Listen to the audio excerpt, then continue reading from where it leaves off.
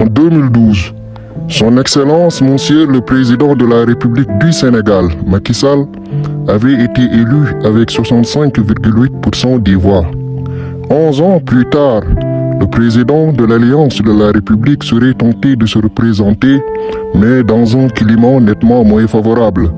Le Sénégal de 2023 est dans une situation économique pire que 2017, qui était déjà très mauvaise. La pauvreté, les inégalités, la faim, la malnutrition ou l'informité, c'est-à-dire les gens qui travaillent au noir, sans contrat. Et vous réalisez que le Sénégal est dans la pire des situations qu'il ait connues depuis entre 30 ans et 40 ans derrière.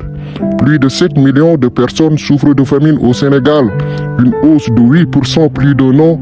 La situation économique des populations les plus pauvres a été fragilisée par l'inflation qui s'élève à 2,5 au mois de février par rapport au même mois de l'année précédente, mais aussi par la crise économique et par la suite de la pandémie. Avec 1968 décès liés au Covid, le Sénégal a le bilan le plus lourd derrière la Sao Tomé et Principe.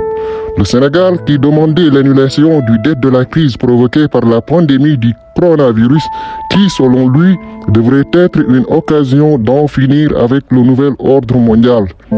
Critiqué par sa gestion de la crise sanitaire en décembre 2022, un rapport de la Cour des comptes avait épinglé la gestion des fonds de riposte contre le Covid-19. Ce budget du fonds alloué à la lutte contre le Covid-19 au Sénégal était d'un montant de 740 milliards de francs CFA, soit plus d'1 milliard d'euros en 2020 et 2021. La Cour évoque des fautes de gestion et des présomptions pénales présumées. Pour Walf Quotidien, le président Macky Sall se trouve aujourd'hui dos au mur. Pour Walf Quotidien, le chef de l'État n'aurait d'autre choix que de suivre la recommandation de la Cour des comptes et réclame l'ouverture d'informations judiciaires pour les responsables. Ce n'est pas tout. On note également des problèmes de surfacturation et d'attribution de marchés de manière inégale. C'est pourquoi d'ailleurs, partis d'opposition et plusieurs mouvements de la société civile réclament des poursuites judiciaires contre tous les responsables impliqués. Macky Sall a perdu des soutiens parmi les grands acteurs économiques du pays. Le Sénégal ne rassure plus les investisseurs et les marchés financiers.